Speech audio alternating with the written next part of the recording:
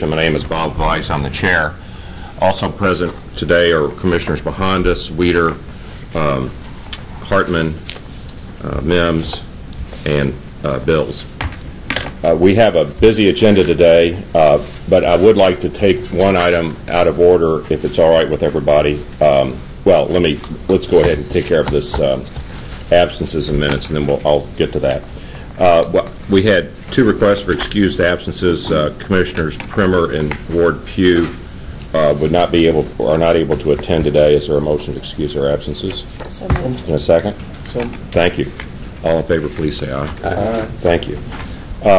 We were also transmitted minutes of the March 15th meeting, and if you want to take a minute and look those over, if you haven't had a chance to do so, we can take a look at those and then approve those or make any corrections.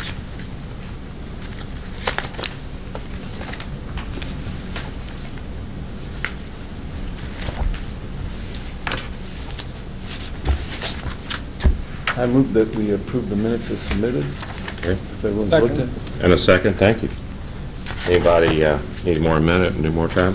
If not, all in favor, please say aye. Aye. Thank you all. The minutes are approved. On our agenda today, before we get to some old business, Commissioner Ward Pugh and Councilwoman Ward Pugh is not able to be here today, but she asked if Council Member Tom Owen, a man who needs no introduction to this body and who's been doing very good work on behalf of historic preservation for years, and most recently as Vice Chair of the Planning and Zoning Committee of Metro Council. And Tom, I know you're on a short schedule. I am indeed, yeah. And I know you are also on a short leash as well, and I can speak very briefly as Hamlet caused Polonius to say, brevity is the soul of wit or wisdom, and I absolutely will follow that. Councilwoman Ward Pugh, a member of your commission, asked me to stop and just say briefly an update on the center of attention that our landmarks law has received in the last 6 or 8 weeks, perhaps even now 12 weeks. We are now through with the public hearing process, and I think the council is now seriously deliberating the amendment that Mr. Yates has proposed. At our last zoning committee meeting, there was an alternative proposal that has been circulated. It has not been reviewed by the county attorney, nor has it been formally sired, that is, put online so that all citizens can review it. But it is in a very draft form, and it's an alternative to the Yates proposal. It focuses on the two key issues that Mr. Yates has raised, and I think those key issues are his concern that especially in areas of local designation of landmarks, that more people in the immediate area be guaranteed a participation in that petitioning process. And so his proposal is 101 out of 200, and then there's a geographical figure. The alternative version calls for 50 out of 200 of the signatures need to come from the council district where the potentially designated landmark is, or the council district immediately next to it. And the advantage to a council district, responding to Mr. Yates's concern, as opposed to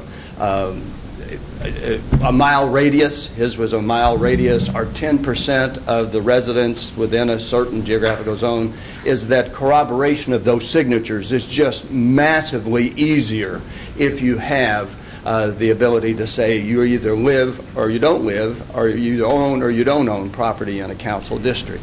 And so that's the one key element in that aspect of the alternative version. The other key aspect is that rather than having the Metro Council be the final arbiter, the final designee, with you making a recommendation on the designation of local landmarks, the alternative version calls for the council person of the district and the nearest adjacent council district to where the site or the site of the local designation would become members of the commission for the deliberations for the public hearings and for the ultimate decision. And so that's the second concern that Mr. Yates addressed. And so those two items are in this alternative version that we will be continuing to review, those of us who are putting it forward. And I think certainly in the next week, we will be submitting it for review by the county attorney and then making it official. It would not be become officially part of the agenda, but it would be by amendment, by substitution at the next regular meeting of the Planning and Zoning Committee, which interestingly enough is not until March the 15th. I mean May the 15th. May the 15th, which is startling because we've done some schedule realignment due to spring break and also for the intensive events of Derby Week. And so as a result, the committee, unless there would be a call meeting of the committee, a special meeting of the committee, the next formal discussion would be before the zoning committee on May the 15th.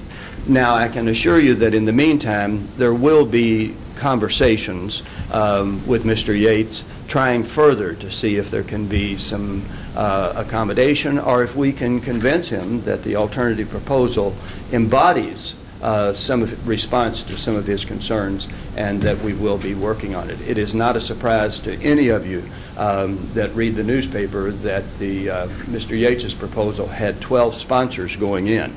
With a goodly number of other people on the council who were supportive of it. So this is a process, and we on the council are very much involved in it, and I can assure you we will do everything we can to have a strong landmarks ordinance when these conversations are done. Thank you very much. Yes. Thank you very much. I didn't know if you were... You walked in as he was speaking. He's got to be out of here in a few minutes, but go ahead. Okay. Well, I'm sorry I'm late. Some bad traffic today. Yeah. Was there an opportunity to ask Sure, Commissioner Owen a question? I mean, I'm sorry I've come in late, so I may ask a question that has been asked. But I attended both of the public hearings. I just have a general question. With 47 people in opposition in the evening meeting, and only 3 in favor of some change to landmarks ordinance. And in the day meeting, it was about 25 to 6 in opposition. So when I counted up, it's 72 to 9. At a 6-to-1 ratio, why is the Metro Council doing anything about this? Why not just listen to the public that has said, make no change? Politics. I will not choose to respond to that question, if I may, because I think the answer is members of the council are independent operatives, certainly can respond to constituent concern, but sometimes vote their conscience or what they strongly believe. And that's the best answer I can muster for you. All right, thank you. Thank you very much for coming, and thank you for your work. I'll add the note, at the Fairness Campaign, we are almost exclusively in the majority and fail every time, except here in Louisville. Yeah. So just know that. Yeah. Well, again, Council Member Owen, I really appreciate you coming in today, and thank you for your good work. Thank you for allowing me to speak. Surely. We probably ought to get back then to our agenda, and as you all, I want to note for the record that we have been joined by Commissioner Kramer. Thank you. And yes, thank you. We have an item of old business carried over from our last meeting, and actually from a designation hearing that was held in February, perhaps. January 19th. January 19th. Thank you.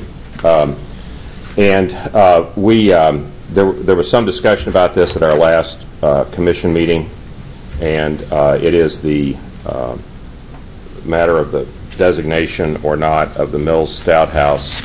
And let's see, I think looking around, I believe everybody that's here today, with perhaps exception of Chris, was at the last meeting. January. I was at the last meeting, though. Okay, good. All right, I'm sorry. Yeah, and have you had a chance to review the record on that, or yes. Do you feel okay? I was Yes. not at the January 19th meeting, but I have had a chance to review that. Great, excellent. Okay. Well, we we have not had a motion put forth to either designate the house or to not designate the house. So the first order of business would be to put a motion on the table to advance a motion to either designate or not. And if anybody is prepared to make a motion at this time, yes. I'd like to acknowledge that, the comment that Richard Jett,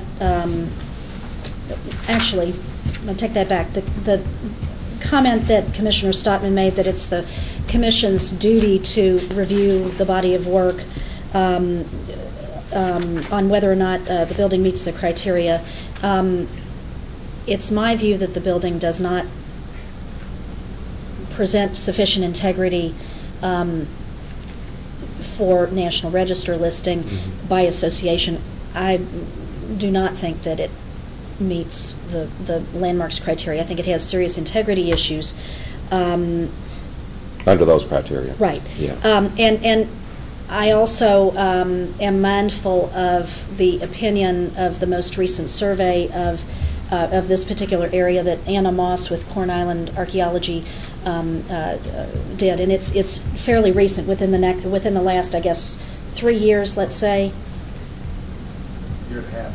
Okay, year and a half. And in that assessment, she took a broader look at resources in the area and deemed this property not eligible for the National Register. So based on her professional expertise and on my review of the body of work, I vote. I mean, I make a motion that we do not designate this particular building as an individual local landmark. Okay. Is there a a second? Okay, Commissioner Bahamas has seconded. So there is a motion not to designate on the table. It's been seconded. Are there any comments to the motion? Oh, and we have been joined by Commissioner Stockman. Good morning. Any discussion on the motion? Okay. Oh, I did want to say something. Okay. Since I'm here now. Yeah. No, I just want to say my inclination would be to vote against this, but I want to explain why. Sure. And I think it's important because we've mulled over this for quite a long time now. What the issues are, and I think the main issue is about integrity, and it's one of those things that is always tough in historic preservation to sort of assess it, because I think the history of the property. There's no doubt that there's an important history there, but in this case, the integrity prevents it from exceeding its potential or even approaching its potential as a landmark. Could we clarify for folks who may not have been here for all the previous proceedings what we mean when we say integrity? Well, We're talking about the integrity of the structure. What we mean by integrity is that so many changes have taken place to the building over time that it doesn't retain much of the historic fabric anymore, or much of what would have made it, or what makes a building historic anyway. And so, essentially, you end up with at some point is how much of the building is just a shell of what it was, and how much of the building is actually what was left. And so we have to assess that. And in this case, we have something that really helped us a lot, which is, it was professionally surveyed. It was.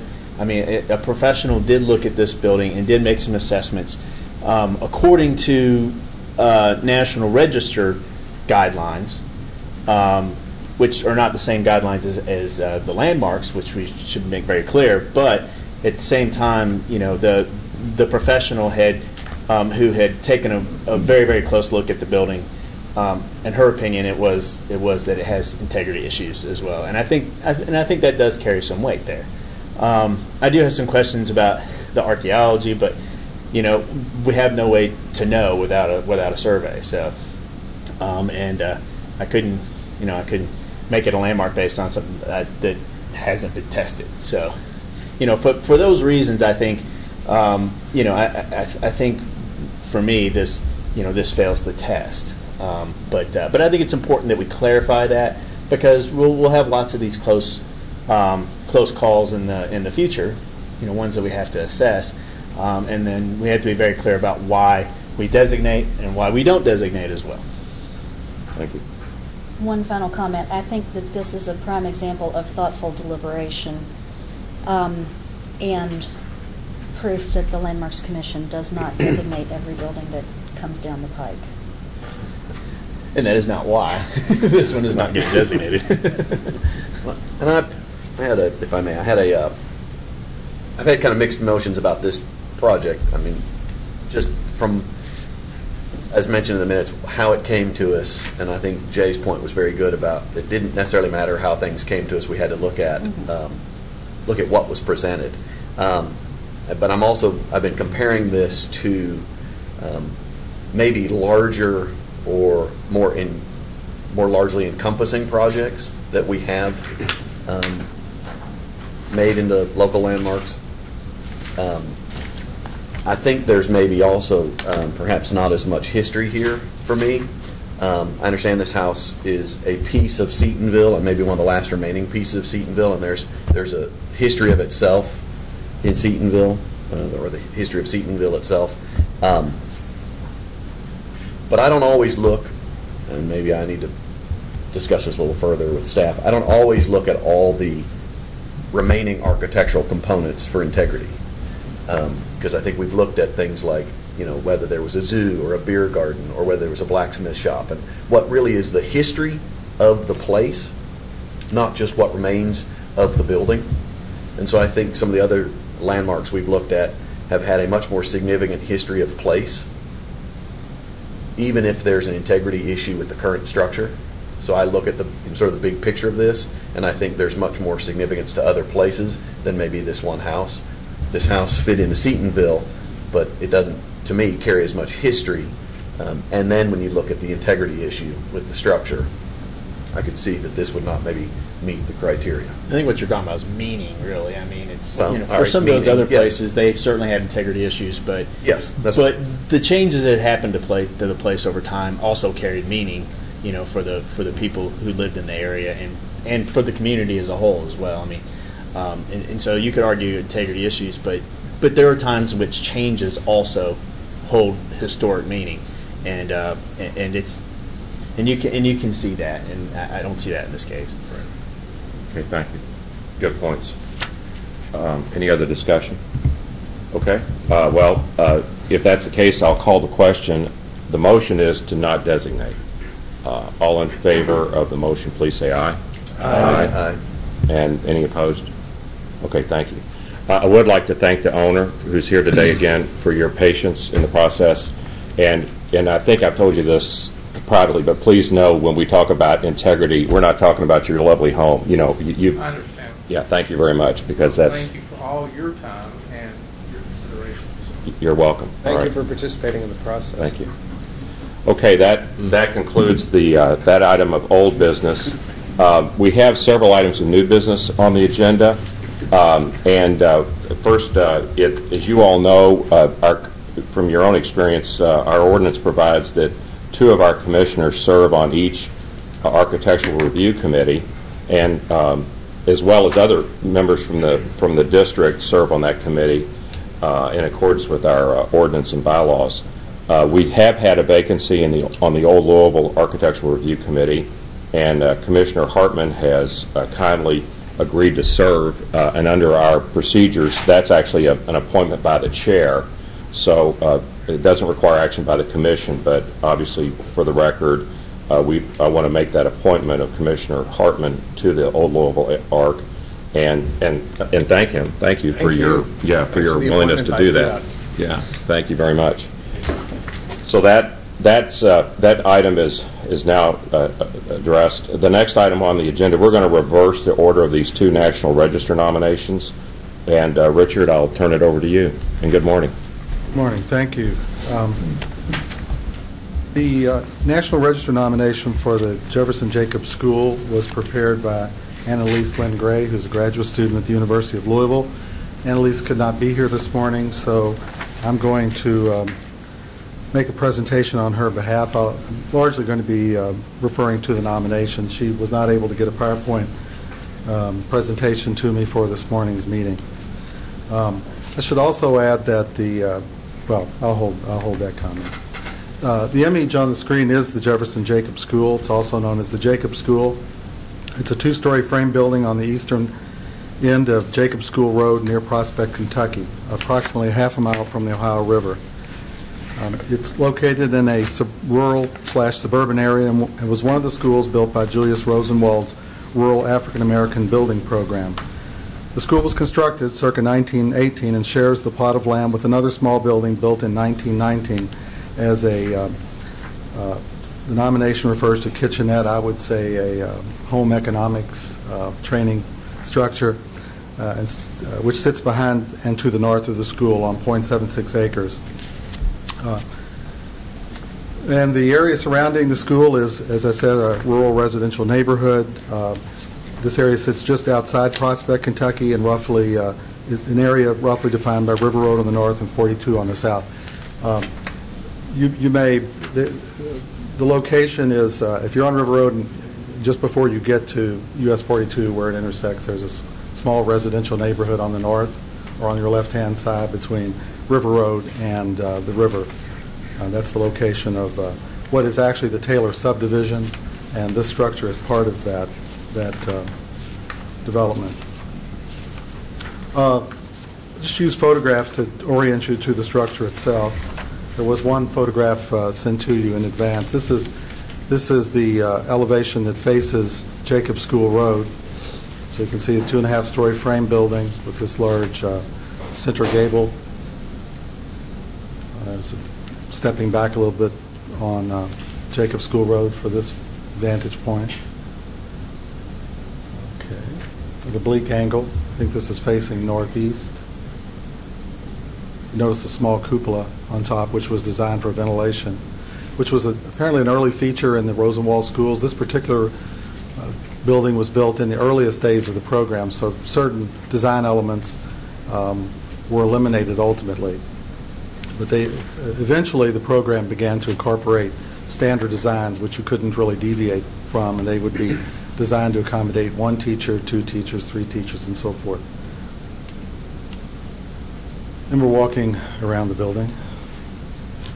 It was also built as a Masonic lodge, so it had dual functions with the classrooms in the upper level.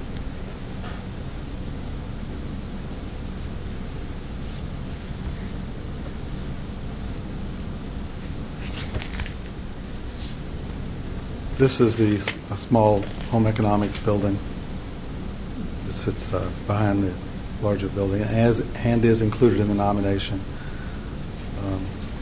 The stone plaque that reads Masonic Lodge number 109 identifies several trustees, including H. Jacobs, Ed Whedon, and H. Kennedy, and the date 1918. Some other views. It's largely intact with the exception of the vinyl siding that has been added,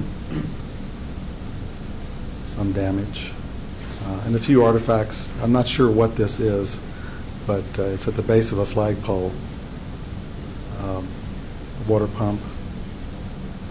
There's the base with an 1895 date on it. Close up. I'm going to go back to the first image.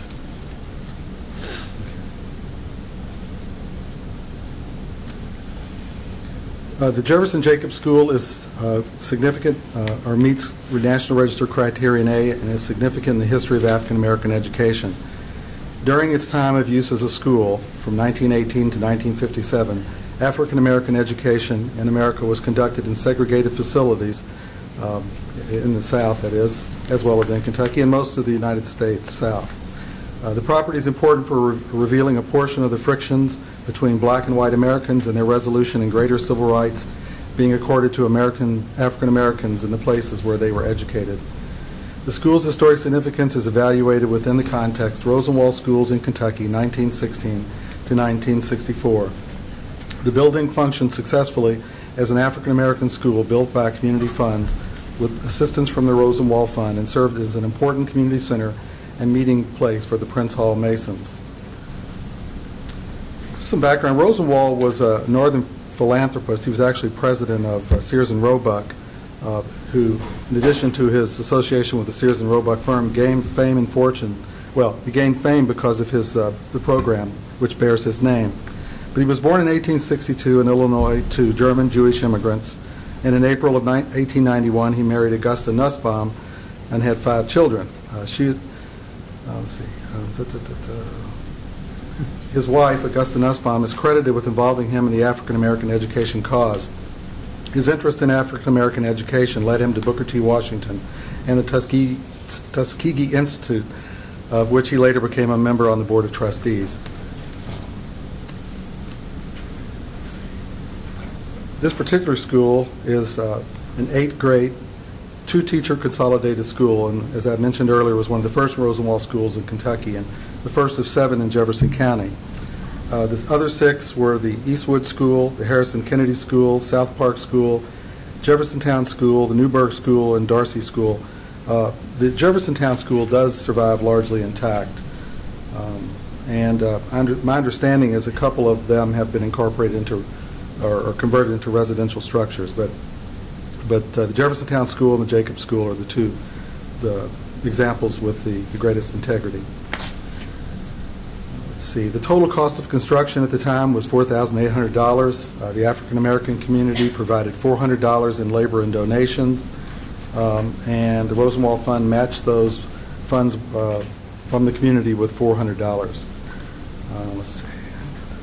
Construction of the building also evidences its important role in the community, as the 2 school structures often accommodated fraternal lodges as well as schools in the African American community.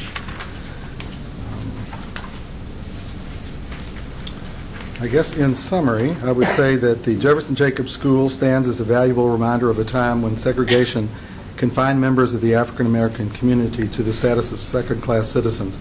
Through the construction of institutional buildings, such as churches and schools, African Americans began to construct a community identity, which they would later utilize to rally together for equality and civil rights.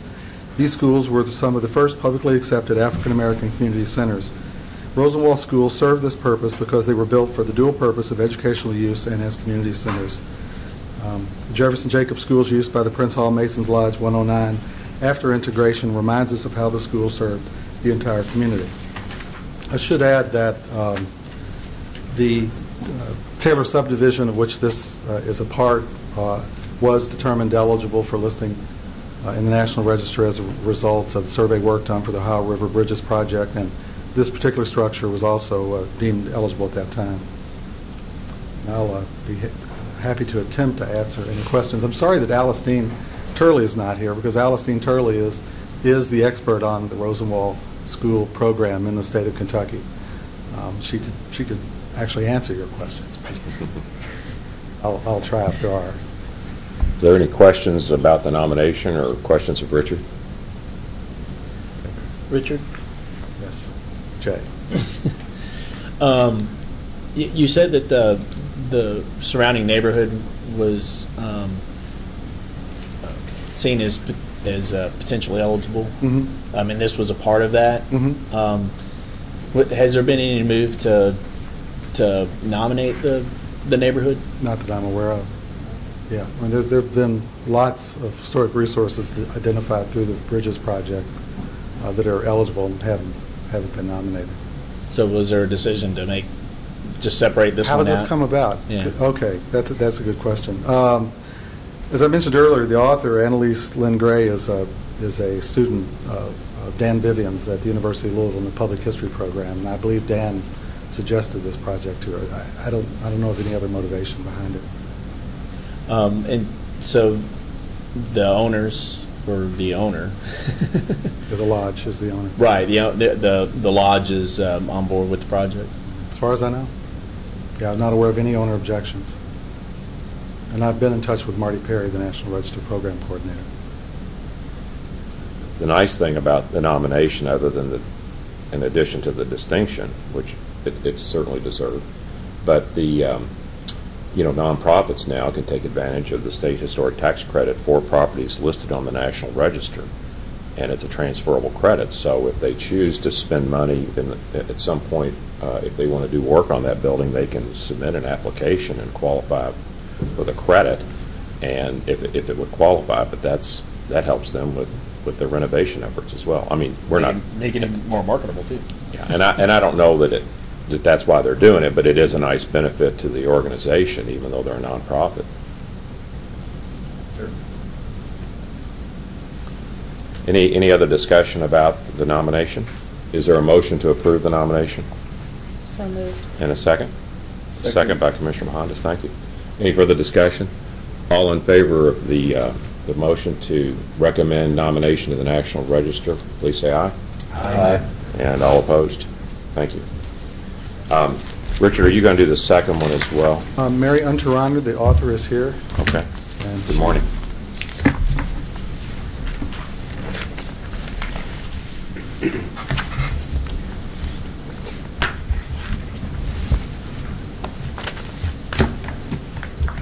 Morning, everybody. Good morning. I apologize for the size of the photo on that. It must have gotten a little messed up in the transition of the file. My name is Mary Unterreiner, and I'm presenting the Lustron Home at 7238 Southside Drive in Louisville. Okay, I don't mean to interrupt you, but Yeah. could you move that mic a little closer? Yeah, thank you. Just Better? up and over. Yeah, thank you. Okay. Okay, so just as a little introduction, the Southside Lustron was constructed in 1950.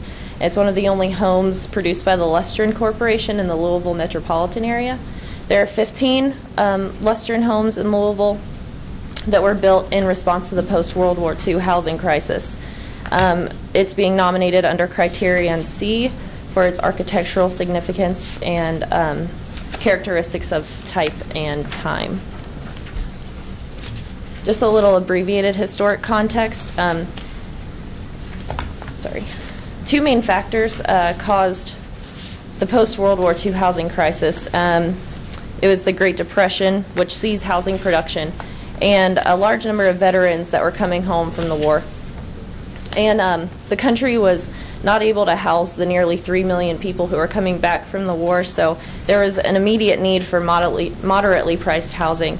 And the main solution for that was prefabricated housing, such as the Lustron. They were lower in cost and efficiency, and they were easy to construct and maintain. A better description of what the Lustron house actually is they were mass-produced, and they offered approximately 1,000 square feet of living space for a pretty low price. They sold for about $8,500 to $9,500. The structure is made of steel, and it's covered in colored enamel steel panels, which is the most recognizable exterior feature of the home. They also had gable roofs made of the same carbon steel. This is a picture of the Southside Lustron that I've been working with.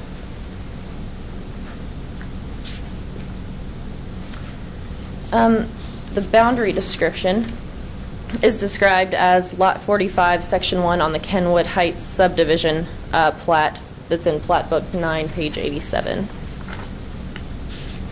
And here's that page. And that the blue arrow is Southside Drive, or what is now Southside Drive, and the yellow square is Lot 45. This is just an overhead view of the plot. Where the star is the property. You can see the dimensions of the plot and how it's oriented on facing Southside Drive. Okay. Here's a description of the specific house. It's a Westchester model, which is 1 story and 2 bedrooms. It's 31 by 35 feet with a 6 by 12 foot corner recess porch. And it's situated with the longest wall, the 35-foot wall that has the porch on it facing Southside Drive. There's also a non-contributing garage on the property, which you can kind of see from that overhead view, and it's situated slightly behind. The exterior is comprised of 2x2 porcelain enamel steel panels, and it's in the color Desert Tan. Lustrons were available in many different colors. There's a concrete foundation, a gable roof made of flat-rolled carbon steel, and an entry door on the 12-foot porch wall. And there's also a side door that enters into the kitchen. Here's another image of the exterior. You can see the windows on the front facade, and this would be facing Southside Drive. You can also see the non-contributing garage in the background.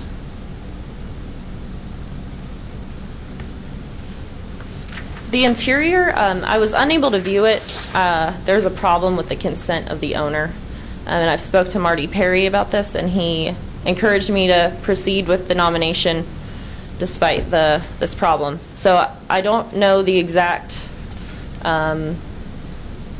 condition of the interior of this home. The garage is unattached, and it's not an original Lustron garage. There were garages available, but this isn't one. But it has tan siding and a kind of a reddish colored shingle roof, so it kind of matches the existing condition of the home.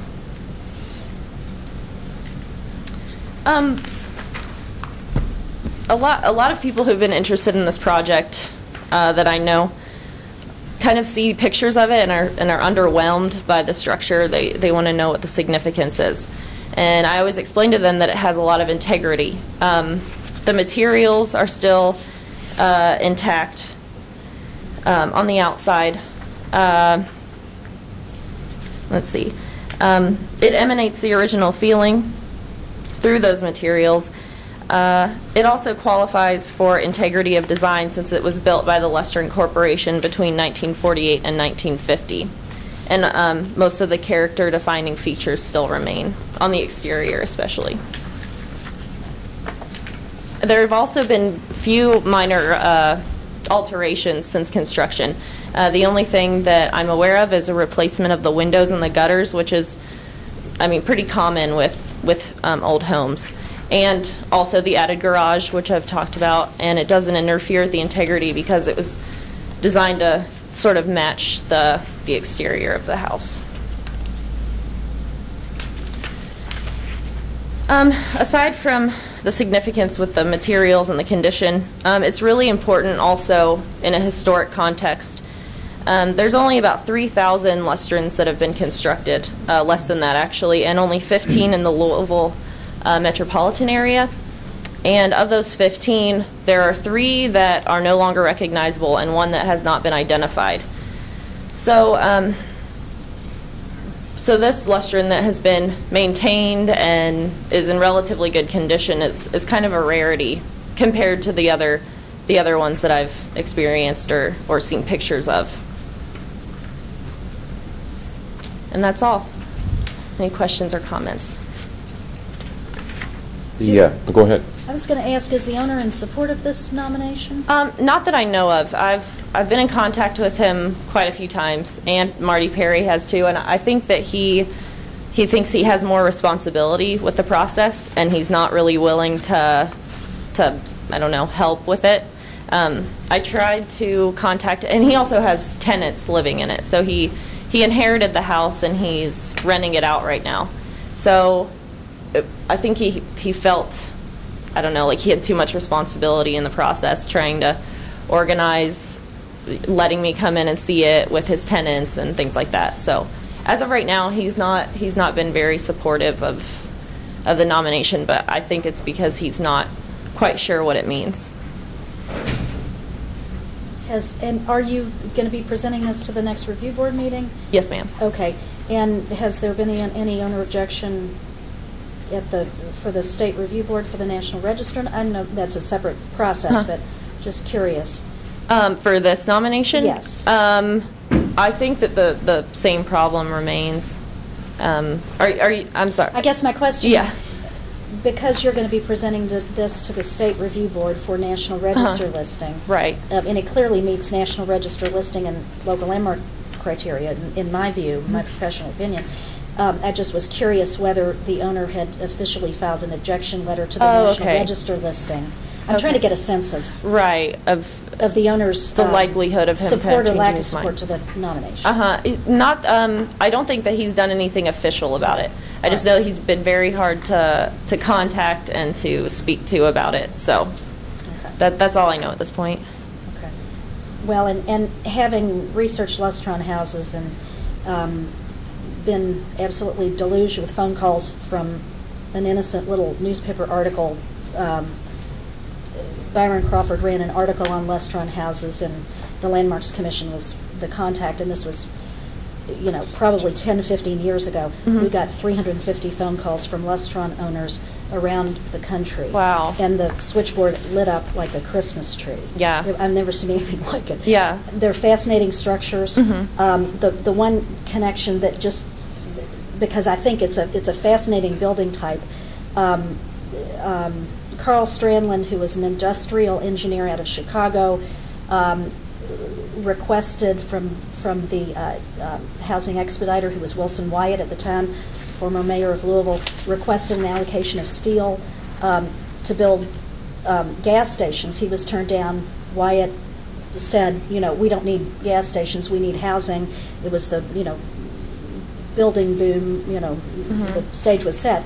He allocated the steel, and these Lustron houses were built, and that's why they look so much like gas stations.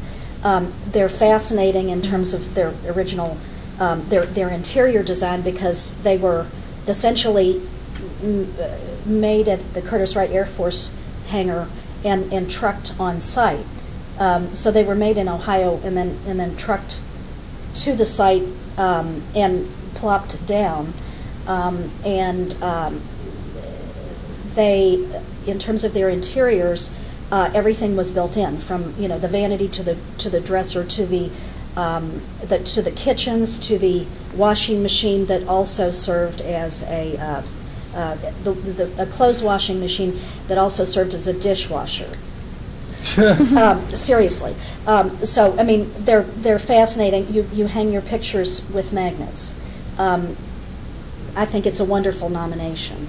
And I certainly would fully support local landmark designation. I think it has enough integrity to warrant it, even if you haven't seen the interior. I think we are limited to the exterior appearance, and I think it certainly possesses sufficient architectural integrity. Well, and just for the record, I realize the owner's not here. I guess I don't suppose the owner's here. We all know this, but I think it bears repeating that the National Register listing of this building does not impose any obligation on the owner. It does impose obligations on the federal government not to take actions that would be adverse, that would adversely affect the property, or at least to evaluate that before they would take action. But there's no, unlike the local designation, which we're not here considering, it does not impose design review guidelines or any restrictions on the owner's use of the property. It is an honorary designation, and it requires the federal government to be to undertake certain things if they were to do something that might adversely affect it. Doesn't necessarily prohibit that either, but it does require them to take that into account. So I guess my point is that the owner may not understand that, but it doesn't appear that anything we would do today, with or without the owner's consent, would adversely affect the owner's use of the property. Although it is a wonderful little building. There was another one on Hubbard's Lane that was recently they put siding on it now. Oh yeah, I've seen pictures of the facades completely covered up. It just kills me every time I see them.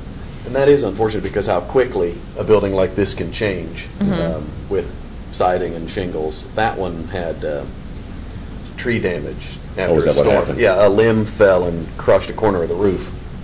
So, I mean, instead of repairing it or figuring out how to repair it, it was just completely refinished. Couldn't take it to a body shop? Well, honestly, in defense of that owner, who I had numerous discussions with, he understood the how unique this property type was, and he actually bought Lustron parts on eBay and tried his best to make those parts fit his house. He was unsuccessful. But he really did try, and I think it was, after he gave it his best shot, and then perhaps compounded by the tree damage, then he he vinyl sided it, which I think is unfortunate, but, you know, he tried. Well, and I've been advised, by the way, that we have another group coming in at 10, so we do need to sort of move along. But I don't want to, if there is further discussion about this nomination.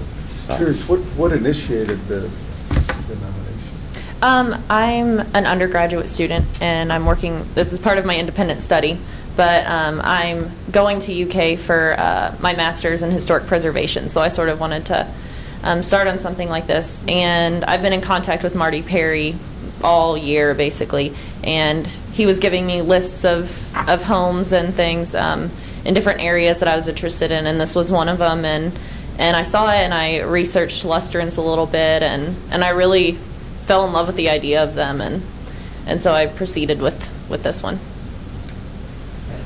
Something, and just to speak to Joanne's point about the fixing these things really speaks to the uniqueness of them. The fact that you can't fix them, right? You know, like you can a regular historic house is quite amazing. But I want to know, because you know it's pretty clear that this was sort of like the beginning of the prefab, you know, building style, which is still around today.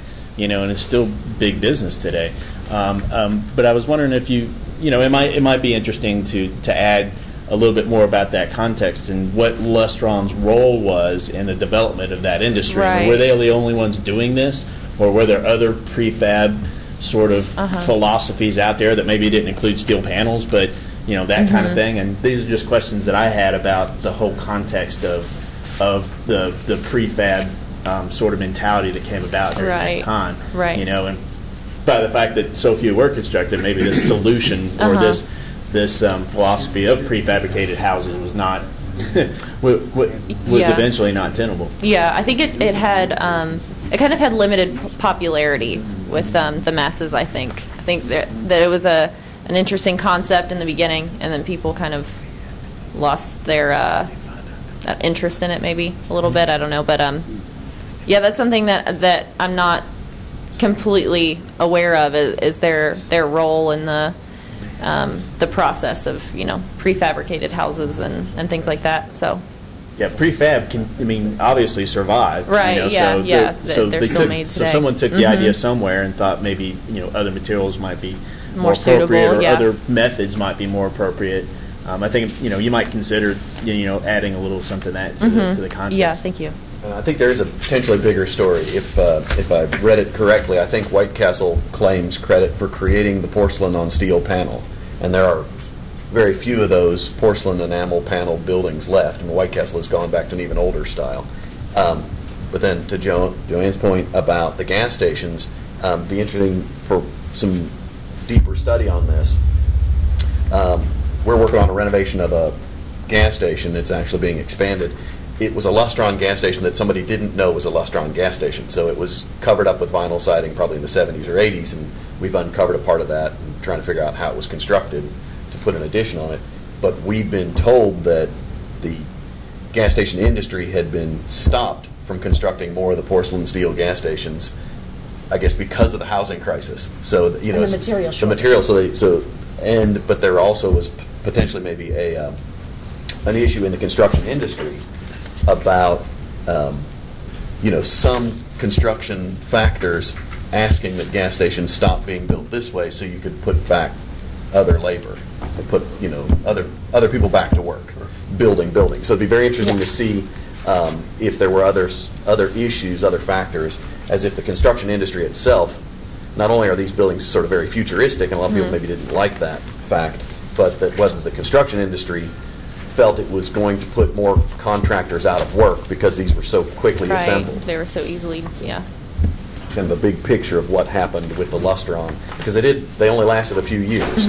And American Steel Homes were doing steel houses in the 60s, and the architect I used to work for worked for them, and they went out of business in the late 60s.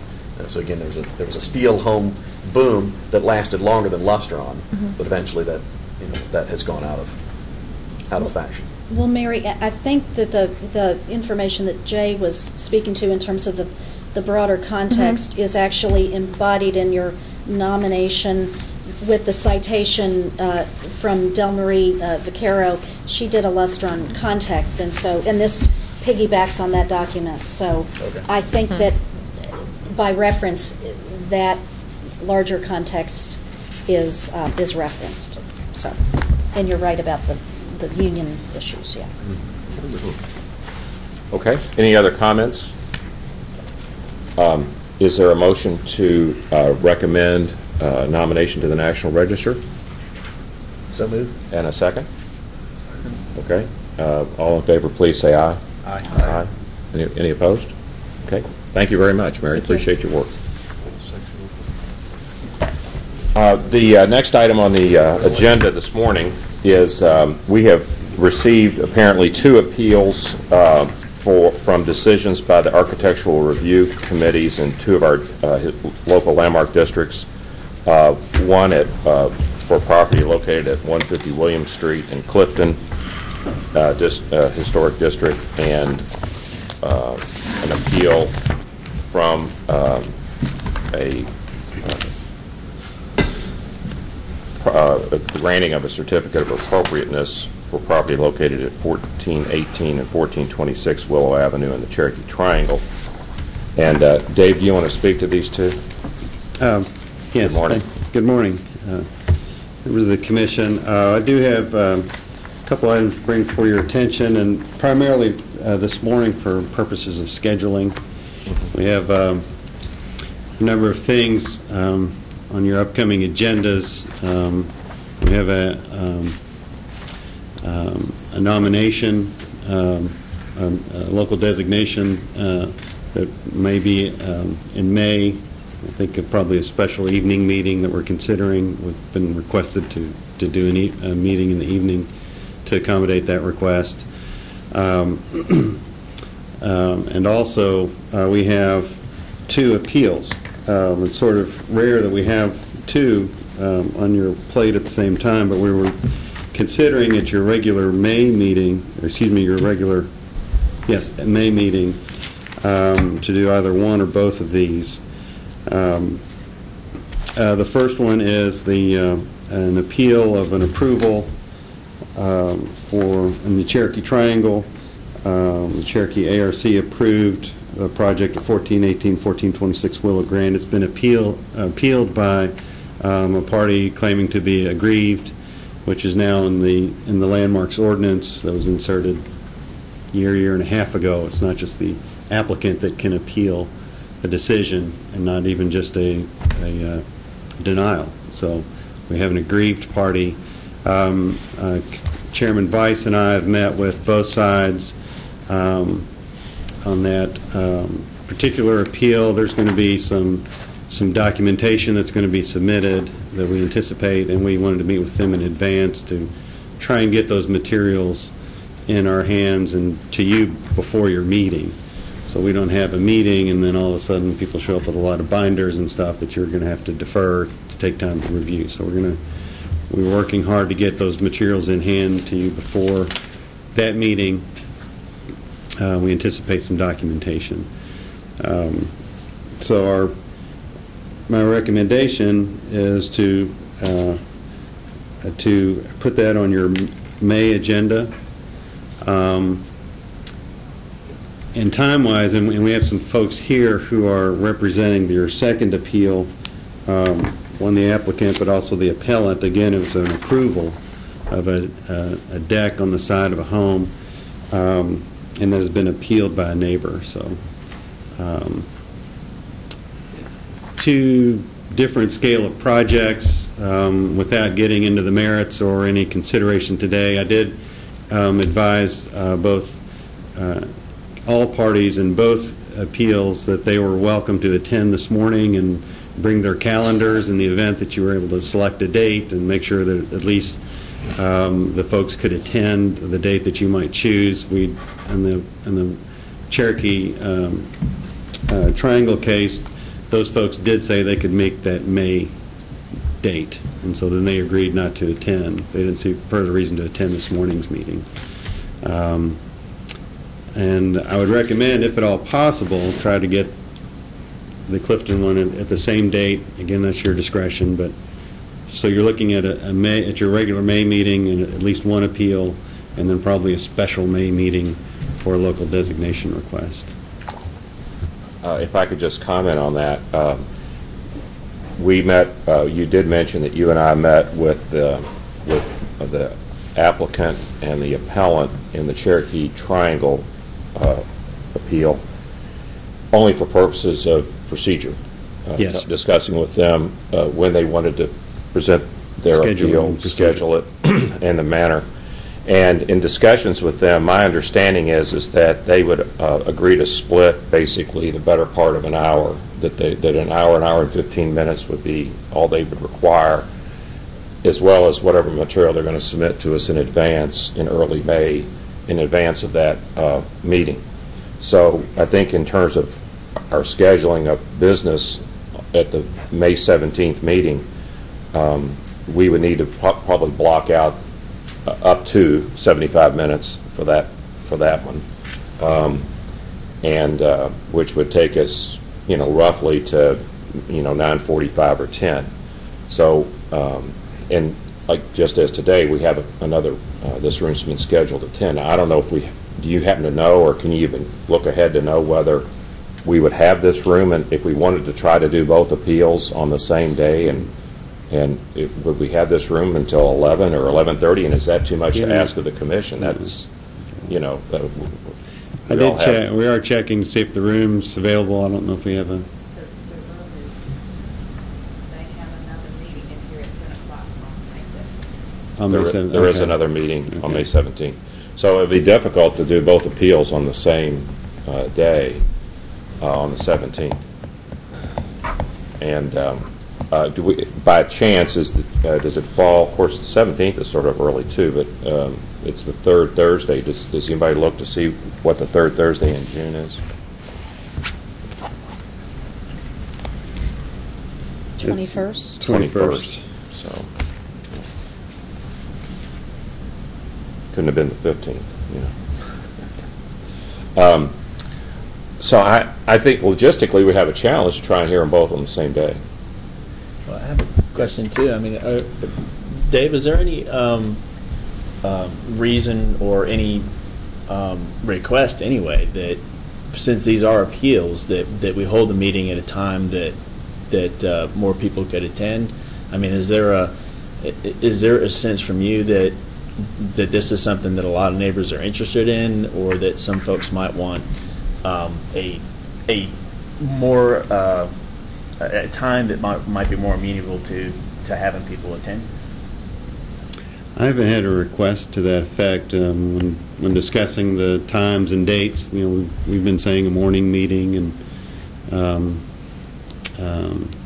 there's not been disagreeable to any of the parties involved. In fact, in the Clifton, you see both groups are here this morning, so they want to see when you're going to schedule it. But I haven't had a request for a special evening.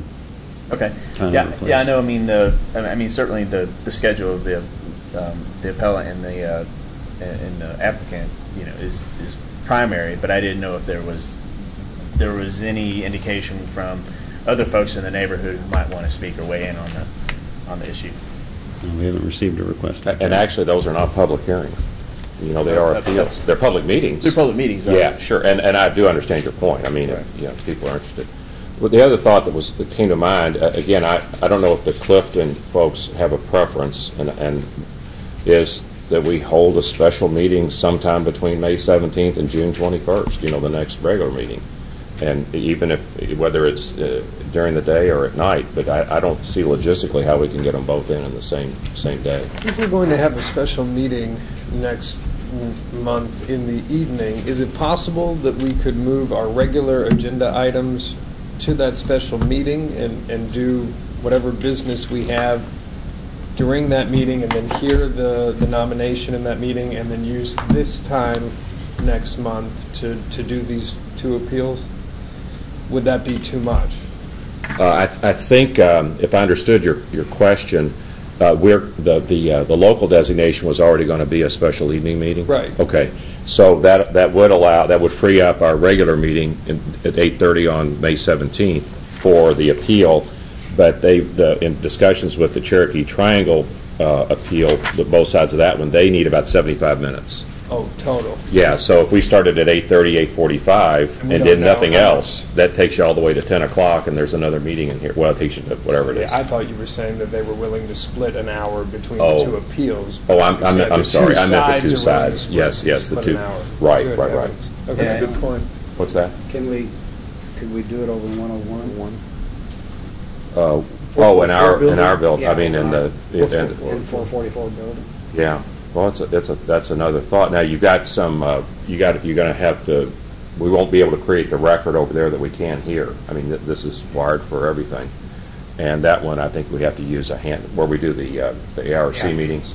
Of course, you're limited to the dictaphone. Well, and in an appeal, each side gets to present their, their information, their cases, which is why it can go so long. Mhm. I mean, I think to be safe, we'd have to do these on two separate days. Well, we're in going the past when we've done these appeals, I mean, they can take a while. Sure. Is there a representative? Can I just sort of poll the folks here with Clifton? Is June 21st problematic for you all, or would that be okay? The June 21st. Okay. Yeah, I realize we're getting into sort of the summer season there. We've got obviously a regular May meeting and a special meeting for the local designation. We could change the date of the June meeting, or we could have another special meeting. Just a question on the sort of the priorities of the two. Mm-hmm. I know the Clifton case, there's already a piece of construction that's been completed. What's the status of the Willow project, and can that go second? Can we address Clifton first? Or is there a pending building permit and demolition or construction happening in Willow that has to be decided more quickly? I don't know the status of that, other than the fact that we've sort of made our commitment. I was unaware of the one in Clifton, but we made our commitment to those folks that we would take their appeal in May. And I wasn't aware that we had a second appeal until this morning, or when we got our agenda. Can we just find out if there's enough commissioners to do a third May meeting? I think it's going to come to that at some point. I know it's a lot to ask, but I mean, I'd be willing to come back in the following week or something and do it May. If we could find out if people are available, Yeah. then we can move on. Okay. Thank you, Bob. What about the following week, the 24th? Is that okay? Just for that one item? Won't be here. Won't be in? Memorial Weekend, is it Memorial? It is the Thursday before Memorial Weekend. That's Okay, correct. I see. All right. Well, we might lose some folks. May the 10th? Everybody okay on May the 10th? But I have to check, I guess. Yeah. Yes. You'll lose me. And does May the 10th work for the Clifton folks? I mean, we could convene at 8:30 for just this purpose, and Well, I think putting it out there, because certainly we're all not here today, so yeah. I think putting it out there to see if we can get a quorum, I think. Well, that's a good point. Yeah, sure. But that's a good starting point. Thank you for that suggestion. I mean, I may be out to May 10th, so. We'll poll everybody. Right, I think, maybe. And frankly, we could try both dates, the 10th or the See who we 24th, get and the wherever most. we get the best, the best quorum or the most folks, whatever. Via email. Yeah. Okay. We'll do that. Okay. That's all right. sure that I can participate in this meeting anyway. Oh, I forgot you were. No, wait a minute. Yeah. On both ARCs. And did you vote in the proceedings? Sure. Okay. All right. Well, and Jay and I voted in Clifton. Okay. So you all, I'm trying to as you remember know, that under our procedures, if I you don't think Jay was participated in in the the Clifton one. I don't remember this one, so I might Okay, not maybe be you're okay. Oh, I thought you were there. Okay. I don't think But you you were. voted, and I did. Jim, you voted on Both of them. on both of them, and you voted in the one in Clifton. So Correct. You can show up and be part of the quorum, but you can't participate. So that's the only disadvantage. That sounds But we like could fun, add doesn't it? conversation. I've been advised by the county attorney that you don't want to be participating in the proceeding that's an appeal of your decision. You know what I mean? I do. Okay. Okay. All right. I thought we could offer information.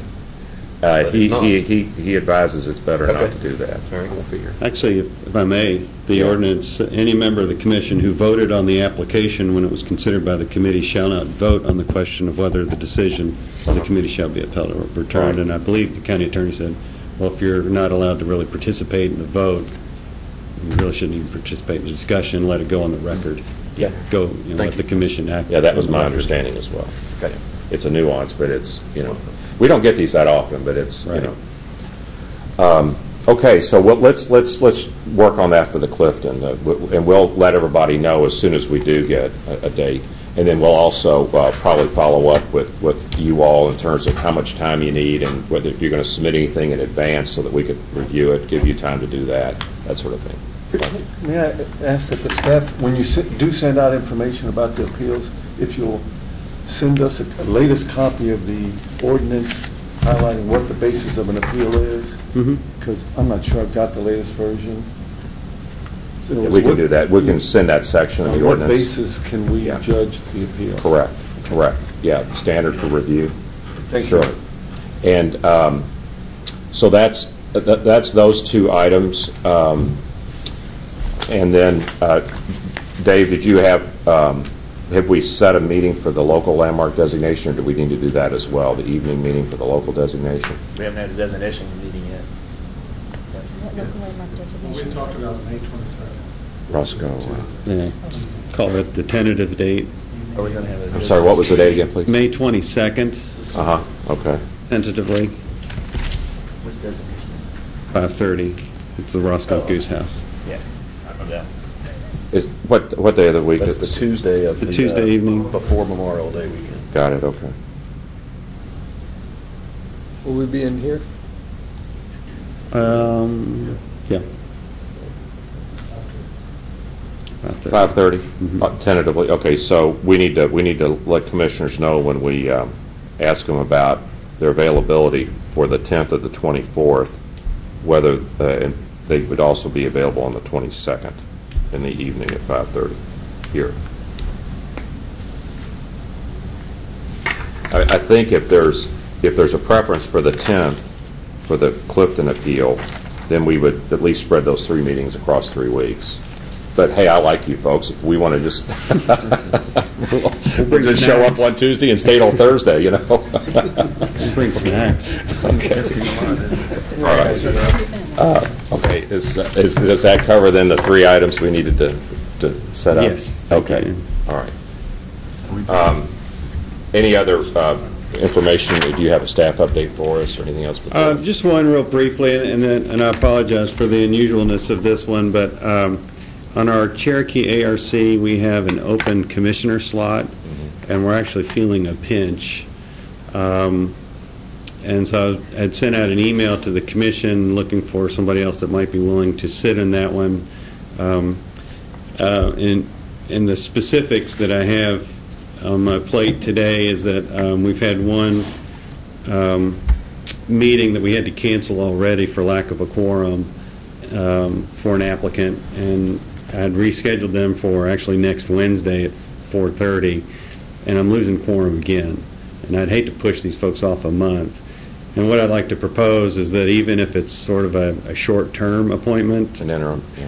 The ordinance only says that members appointed by the commission shall serve at the pleasure of the commission. So there's no minimum or maximum term.